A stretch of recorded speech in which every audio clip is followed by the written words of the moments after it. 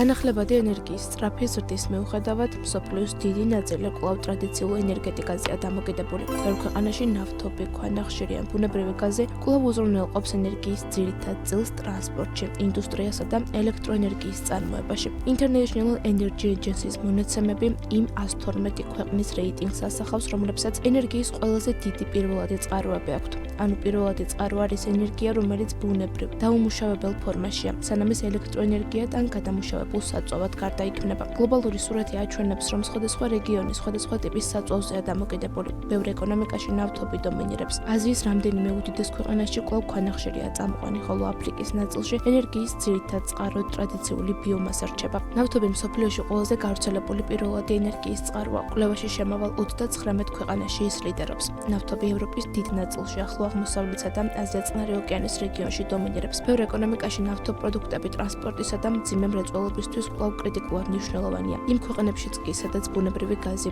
ქვანახშირი ან ჰიდროენერგია ადგილობრივად იწარმოება, ნავთობის საერთო ენერგომომარაგებაში მაინც მნიშვნელოვან წილს იკავებს. მსოფლიოს წამყვანი ეკონომიკები, როგორიცაა ამერიკის შეერთებული შტატები, იაპონია და გერმანია, ძირითადად კვლავ ნავთობზე დამოკიდებულები არიან. მიუხედავად განახლებადი ენერგიის წილის ზრდისა, ნავთობის შემდეგ მსოფლიოში მეორე ყველაზე გავრცელებული პირველადი ენერგიის წყაროა ბუნებრივი გაზი. 29 ქვეყანა მასზე უფრო მეტადაა დამოკიდებული. ამასთან ქვანახშირი მსოფლიოს რამდენიმე უმსხვილეს განვითარებად ეკონომიკაში კვლავ დომინირებს. ჩინეთი, ინდოეთი, ინდონეზია და ვიეტნამი ენერგიის ძირითად წყაროდ ქვანახშირს იყენებენ. ამის ერთ-ერთი მთავარი მიზეზი ხელმისაწვდომობაა. ამ ქვეყნებს ქვანახშირის დიდი მარაგები და ათწლეულების განმავლობაში შექმნილი ინფრასტრუქტურა აქვთ, რომელიც ამ საწვავზეა მორგებული. ამავდროულად ქვანახშირი გლობალური ნახშირბადის ემისიების ერთ-ერთი ყველაზე დიდი წყაროა, რაც ამ ეკონომიკებს გლობალური ენერგეტიკული ტრანზიციის პროცესში მნიშვნელოვან როლს ანიჭებს. აფრიკის დიდ ნაწილში ენერგიის ძირითადი წყარო კვლავ ბიომასაა, შეშა, ნახშირი და სასოფლო-სამეურნეო ნარჩენები. ბევრ სოფელში ეს რესურსები კვლავ აქტიურად გამოიყენება ყოველდღიური საჭიროებებისთვის, როგორიცაა საკვების მომზადება და გათბობა,